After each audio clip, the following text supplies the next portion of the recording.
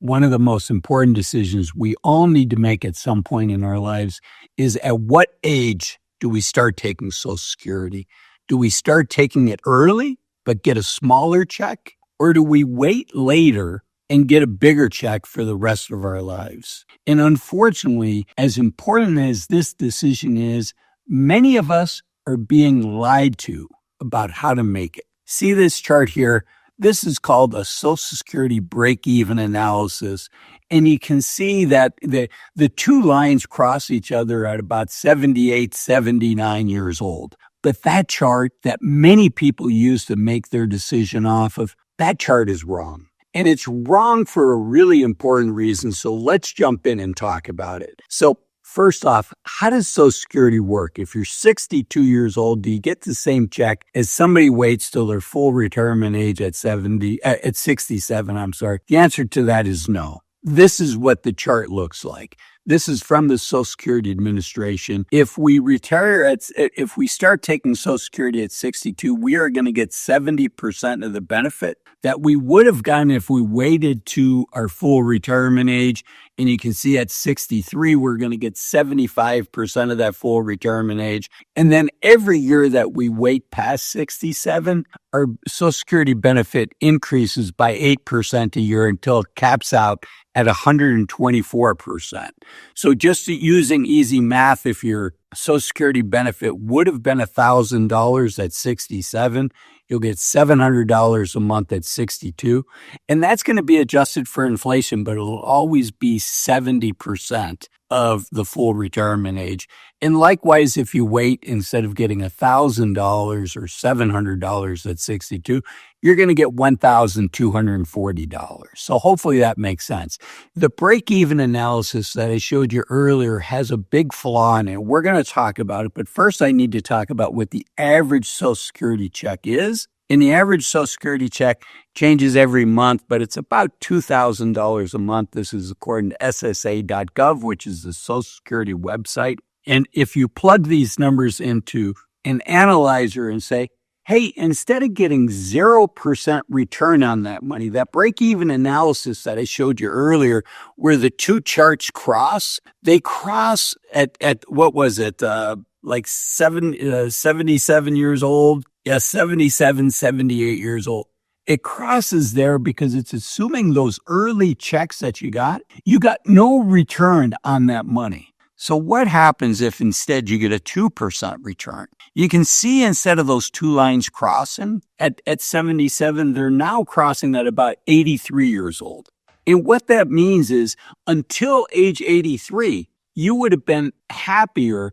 You would have been better off financially. Let me put it that way. I don't know if you'd be happier, but you'd be better off financially if you had taken it at 62 versus waiting till 67, even though you're getting 70% of the benefit. So what I put into the calculator was that $2,000 a month, and I put in $1,400 a month, 70% of that for somebody at 62 versus 67. And that's what we're looking at here. But with a 2% return, you can see that break even gets pushed back where you almost have to live to 82 to be better off. Now, we're going to keep going with this and see. You're going to be really surprised in a minute. But first, I want to share, not only is our Social Security decision important, but so is our Medicare decision. And that's why I'm proud to partner with today's video sponsor, which is Chapter.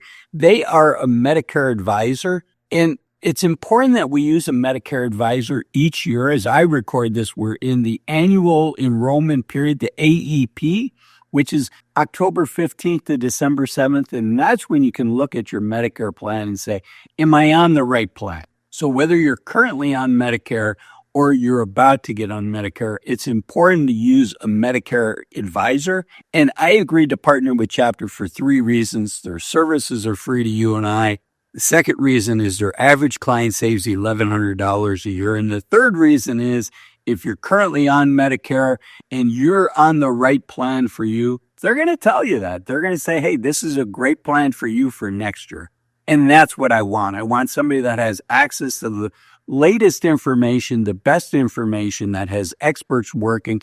And those experts, I want them working for you. And I believe that's Chapter. You can sign up for Chapter here, or pro tip, give them a call at the phone number here. Thank you, Chapter, for sponsoring this video. Okay, so we looked at what happens if we get a 2% return, but let's go back, and now what happens if we get a 4% return? You can see that red line, which is when you start taking your benefits at 62. Now, all of a sudden, it's almost 83, 84 years old. And if we take that up to 5%, you're almost never better off waiting to take your Social Security if you assume that you can get at least a 5% return. Now, a lot of people are looking at this and say, that doesn't pass your sniff test. And if you're feeling that way, you've got a good sniff test. But really, Social Security gives us this choice between taking it early or taking it late. They want it to be at some point indifferent to us.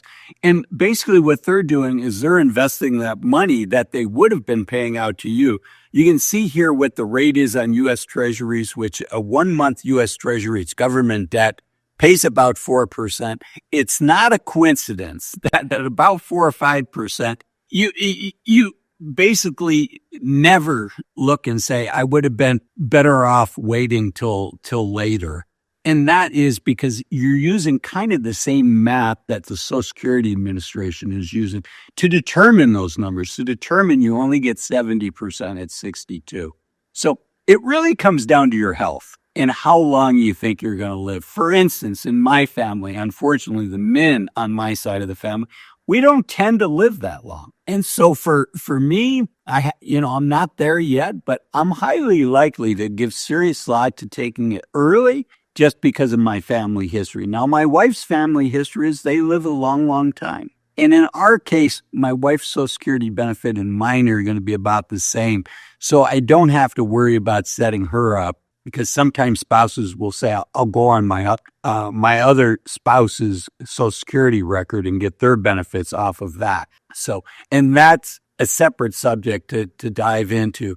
But it really comes down to your health and how long you think you're going to be healthy. And also when you want to retire is really key. And interestingly, I want to share something. So I did all of this assuming the average Social Security check, but I want to share with you what happens if you take the maximum Social Security check, which according to the Social Security Administration at your full retirement age, that would be almost $4,000 a month. This is slightly dated information, so I put in $50,000 a year. And you can see here the chart at the 5% return with the maximum looks almost identical, and probably is identical to the average check. And that's because the math is the math. It's just the numbers are changing a little bit. So if you assume a decent return, a lot of people are going to look at this and say, maybe what I should do is give some more thought to weigh more heavily on, does this give me freedom to retire early? But, using a simple online calculator like this is not the way to make that decision. Though you want to use a robust tool, you want to hire a financial advisor or an accountant. If you prefer to do it yourself, don't use Excel. Run this analysis more robustly. The software that I like for creating a plan is called Bolden. It's powerful, it's easy to use, and it's super affordable. There's no reason not to use it. You can sign up for it at this link here. I am an affiliate. And if you made it this long in the video, I have a request. Give the video a like, consider subscribing, and also think about signing up for my free weekly newsletter. My clients used to pay thousands of dollars for the thoughts that I'm sharing here for free. And pro tip, I leave my best tips for my newsletter. So sign up. And if you like this video, another important decision, not just when you take Social Security, not just your decisions towards Medicare, but it's the age at which you retire, which is why I made this video here. Why waiting to 65 to retire might be a big mistake. Thanks for watching this one.